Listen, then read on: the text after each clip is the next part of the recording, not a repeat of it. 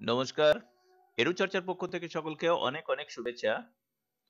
আগামী ৩রা ফেব্রুয়ারি ৫০৬ এবং ৫০৭ পরীক্ষা, একই দিনে পরীক্ষা। যে সমস্ত বয়স্ক শিক্ষক শিক্ষিকা আছেন তাদের পক্ষে জানি খুবই কষ্টকর। যেহেতু এনআইএস কে কোনো রকম ভাবেই এই পরীক্ষা নেওয়া থেকে বিরত করা যায়নি, তাই পরীক্ষার দুশ্চিন্তা আর মাথা থেকে ঝেড়ে ফেলে একটু প্রস্তুতির পথে এগোনোই ভালো। আমিও সেই মতো করে আপনাদের সাজেশন দিচ্ছি। প্রশ্ন উত্তর হয়তো সবগুলো দেয়া সম্ভব হবে না। এই সাজেশনগুলো আপনারা একটু বই দেখে মিলিয়ে নেবেন। তাহলেই দেখবেন অনেকটা মনে থাকবে। আর কি পদ্ধতিতে পড়বেন তা আমি পরের একটি ভিডিওতে জানিয়ে দিচ্ছি। তো এখন আমি আলোচনা করব ৫০৬ অন্তর্ভুক্তির পটভূমিতে শিশুকে বোঝা এর ব্লক 1 এর ৫ ও ১০ নম্বরের কয়েকটি কোশ্চেন, যা আগামী পরীক্ষায় আসার সম্ভাবনা রয়েছে।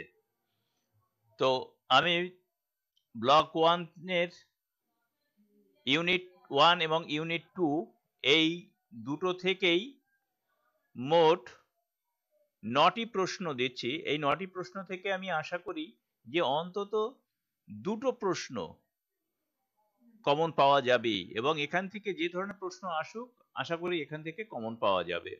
তো আপনারা এই প্রশ্নগুলো একটুখানি দেখে যাবেন এবং আমি একটু প্রশ্নগুলো আলোচনা করে দিচ্ছি, এর পরে উত্তরগুলোও আলোচনা করে দেব।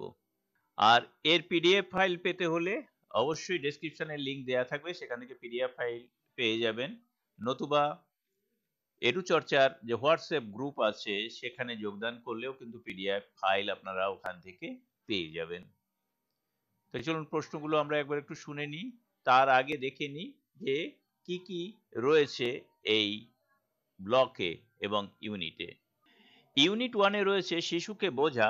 এর মধ্যে বৃদ্ধি ও বিকাশের মধ্যে পার্থক্য, বৃদ্ধি ও বিকাশের নীতিসমূহ, বৃদ্ধি ও বিকাশের মধ্যে সম্পর্ক, বৃদ্ধি ও বিকাশ প্রভাব বিস্তারকারী উপাদান সমূহ, বৃদ্ধি ও বিকাশের পর্যায়, উন্মেষকাল থেকে শৈশবকাল, আর শিক্ষণ ও শিক্ষণ প্রক্রিয়ায় বিকাশের স্তর সমূহের প্রভাব, শিশুর বৃদ্ধি ও বিকাশে শিক্ষকের ভূমিকা। এই যে কয়েকটি পয়েন্ট রয়েছে, এই পয়েন্ট থেকে প্রশ্নগুলো কিন্তু আসার সম্ভাবনা অনেক বেশি, কারণ এই ইউনিট 1 থেকে কিন্তু কম প্রশ্ন এসছে আগের পরীক্ষাতে। অতএব এখান থেকে একটি 10 নম্বরের প্রশ্ন আসার সম্ভাবনা কিন্তু রয়েছে। এবার শুরু করছি তাহলে প্রশ্নগুলো আলোচনা, এর পরেই প্রয়োজনে উত্তর আলোচনা করব। প্রথম প্রশ্ন ইউনিট 1 থেকে, বৃদ্ধি ও বিকাশ কাকে বলে? একটি শিশুর ভাষা বিকাশের পর্যায়গুলি সম্পর্কে সংক্ষেপে আলোচনা করুন।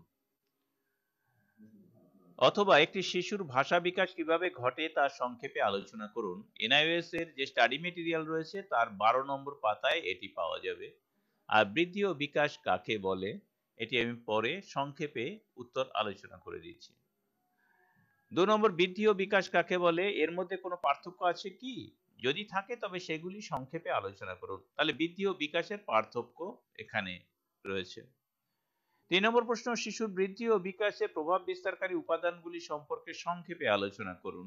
এটি এনআইওএস এর স্টাডি মেটেরিয়ালে 7 থেকে 10 পাতার মধ্যে রয়েছে।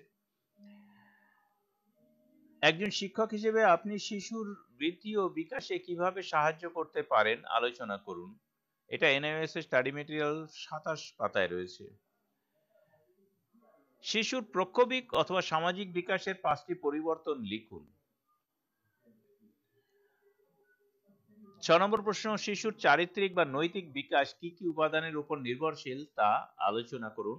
এটি রয়েছে 24 নম্বর পাতায়। এরপরে যাব 2 নম্বর ইউনিটে।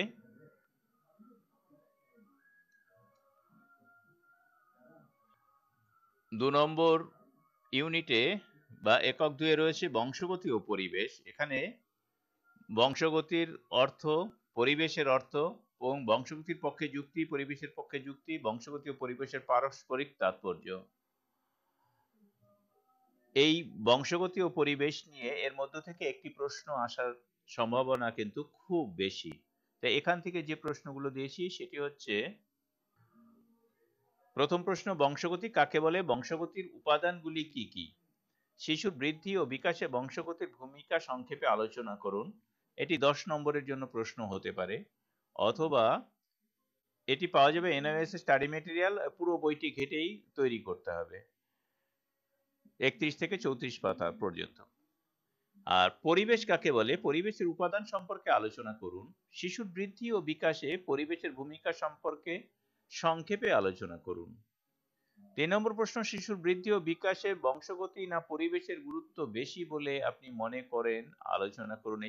এই প্রশ্নটা, এই দুটো প্রশ্ন করলেই কিন্তু এই প্রশ্নটার উত্তর আপনা আপনি হয়ে যাবে। তাহলে এখন এই পর্যন্তই। এই প্রশ্নগুলো আপনারা বই দেখে একটু মিলিয়ে নিন উত্তরগুলো। এরপরে আমি দুটো বা তিনটে করে প্রশ্নের উত্তর পিডিএফ ফাইল দিয়ে দেব। শেষ করছি। সকলকে ধন্যবাদ জানিয়ে ভালো থাকবেন, সুস্থ থাকবেন।